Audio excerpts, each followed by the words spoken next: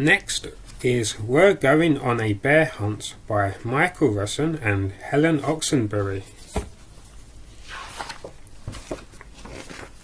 There is a little space to below this walk book belongs to. You can write your name.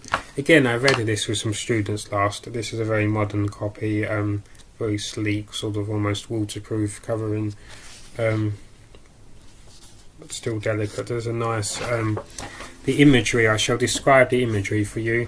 First up we have seagulls almost hovering, so the wind is not incredibly ferocious at this particular peak. The seagulls are gliding.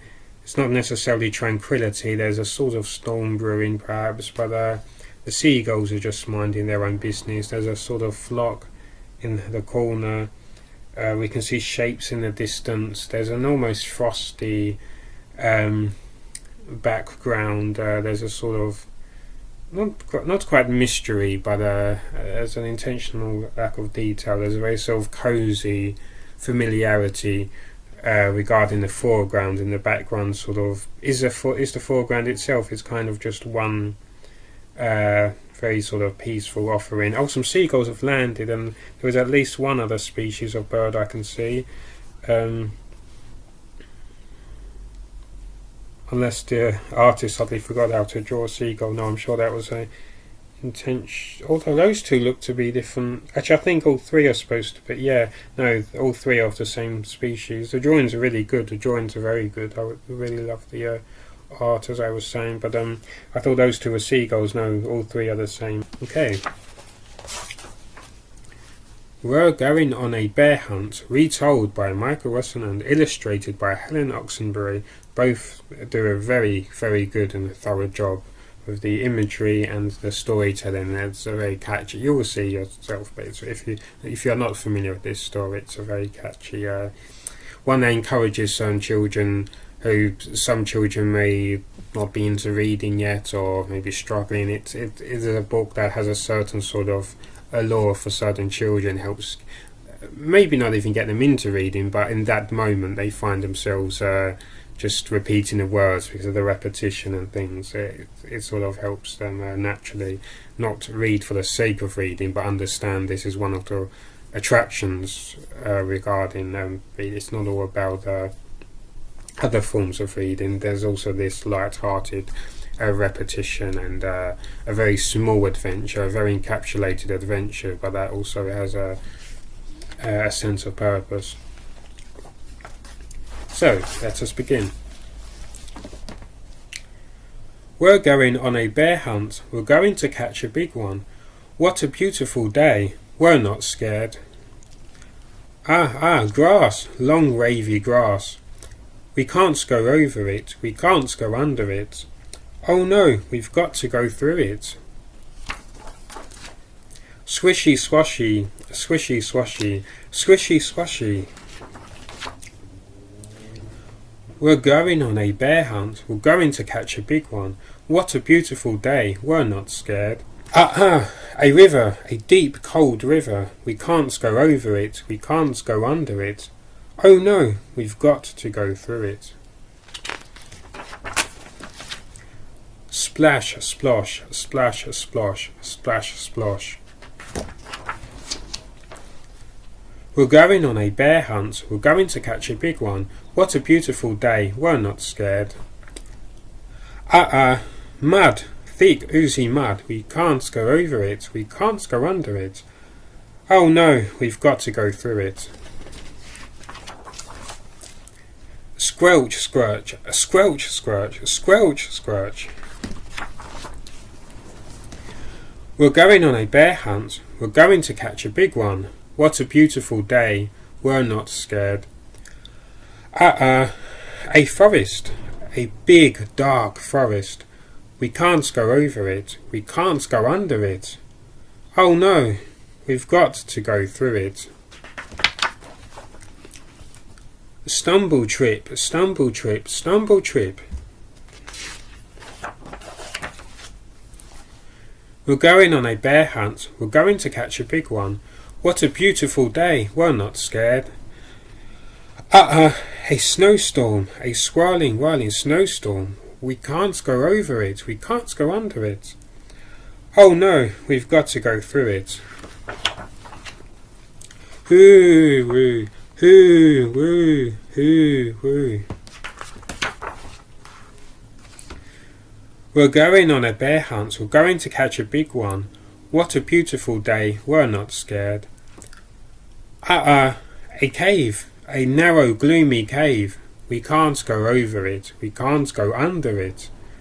Oh no, we've got to go through it. Tiptoe, tiptoe, tiptoe. What's that?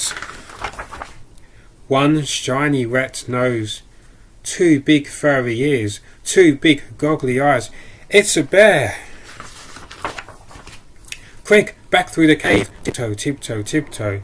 Back through the snowstorm. Hoo, woo, hoo, woo. Back through the forest. Stumble, trip, stumble, trip, stumble, trip. Back through the mud. Squelch, squelch, squelch, squelch. Back through the river. Splash, splosh, splash, splosh, splash, splosh. Back through the grass. Swishy, swashy, swishy, swashy. Get to our front door. Open the door. Up the stairs. Oh no, we forgot to shut the door. Back downstairs. Shut the door. Back upstairs. Into the bedroom. Into bed. Under the covers. We're not going on a bear hunt again. And the final drawing, a poor lonely bear who just wanted to make friends, slings off into the darkness. The life of Bowser from Mario, just wants to befriend Peach. Now there are some serious questions, of course, and I resisted making any political or other points while reading. I was just reading The Very Hungry Caterpillar immediately before, and I resisted then as well, so save that for another video. This one is a straight up read, and this was The Hungry Caterpillar read. First of all, what on earth possessed the family to go on a bear hunt? Did we ever question this as a child? We're going on a bear hunt and we're going to capture a bear. You're going to I mean, we're not making this up, this is what it says. We're going to imprison a bear, and we think we can get away with that. And look at the imagery, because the description is not really descriptive. Look at the imagery. There's a child who's going to get eaten by the bear, which is not funny at all. But the fact that this is not well to is quite funny. They bring a little bear and on their way out they tiptoe, which is safe, but in the long run they could be speeding and hitting their wall and becoming concussed and devoured or stroked to death by the bear, but still they tiptoe out because they have to do everything in the reversed order, and that's the charm. The book is a great charming story, but it's too innocent for its own good, because I just, never mind the sausage that the very hungry caterpillar ate and somehow survived. What's possessed them to go on a bear hunt? A mother, father, I think 3 children, one of them can barely walk. The child is peering through the cave. They know, at least in traditional story broad logic, the idea of course immediately is, oh, there's going to be bears live in caves, never mind any real life ideas and contradictions in the world that they have created. Obviously, at this point the bear is going to arrive, so they know, they expect the bear and they let the baby just casually peer into the cave. I mean, who are these sordid people? Depraved monstrosities claiming to be caring parents. Honestly, they should be imprisoned. We're going to go on a bear hunt. They're looking forward to being devoured by a bear, having their children kidnapped and imprisoned. I mean, I have some serious questions. So they desire to go on a bear hunt. They think it is ethical to go on a bear hunt, and they think it's ethical with regards to endangering their children's lives and their own lives.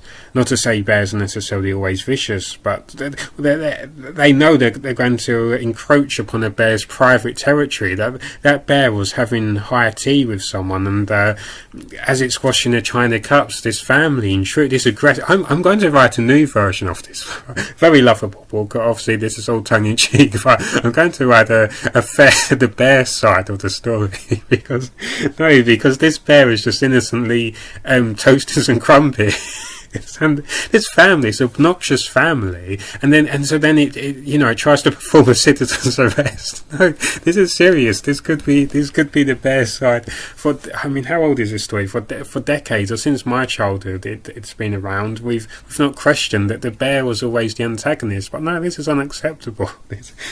I'm not getting carried away. This is very appropriate. My reaction, most appropriate, because the bear was just toasting its crumpets, and this family intruded, and it heard humans say a man's castle is its whatever, I don't know, something about defending the castles. It assumes, oh, that's true for all humans, and why not other creatures too? So it decides to mimic human morality and concepts. It tries to perform a citizen's arrest on the elders, holding them responsible for the actions of their children, and they run away. So it follows them, so that's so it can obtain a home address. It never acts threateningly to any of them, and it's just left staring through the window, completely powerless by this aggressive family, these criminals. Let's just not shy away from this.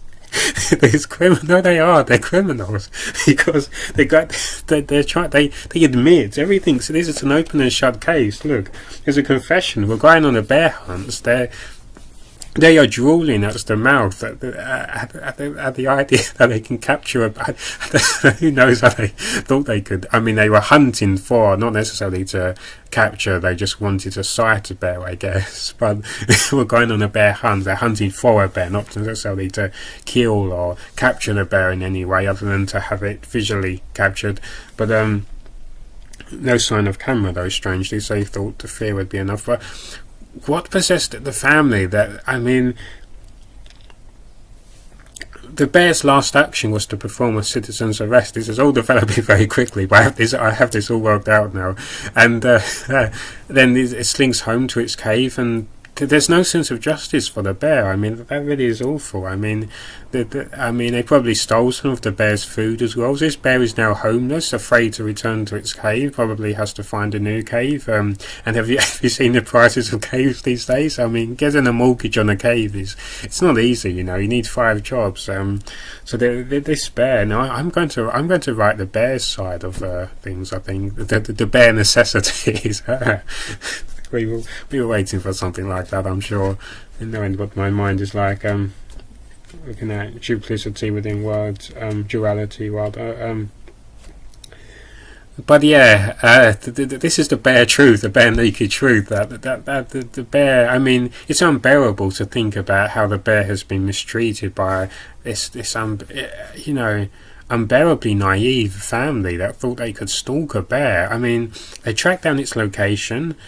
Without discrimination, they broke just because there's no door. They trespassed across the bear's territory without the bear's consent, and then they had the audacity not to leave an insurance card or anything. They just ran away. Thankfully, they were silly enough to run to their own home, so the bear now has the family's address. But no, I'm going to write this story. I really am, because this injustice. And I was thinking earlier, actually. I think while I was reading that, or while I was reading The Hungry Caterpillar, I think it was while I was reading The Bear Tale, that I might connect all these fairy tales. I might create a sort of narrative that connects them all. Shows the so-called villain side of things. What the bear, in the family's eyes, being serious again for a moment, the bear may be a sort of neutral figure, but they're not sticking around to find out. But no, I'm going to write this. The bear. I'm going to call it the Barefaced Truth, but BEAR for the pun. So the Barefaced Truth. My side of the story. My side of the story.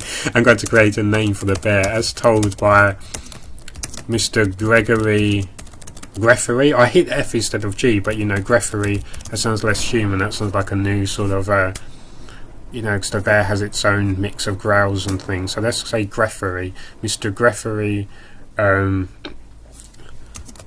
Now something sort of more human, more sort of more sort of refers to sort of existing language, but is a new word, a neologism again.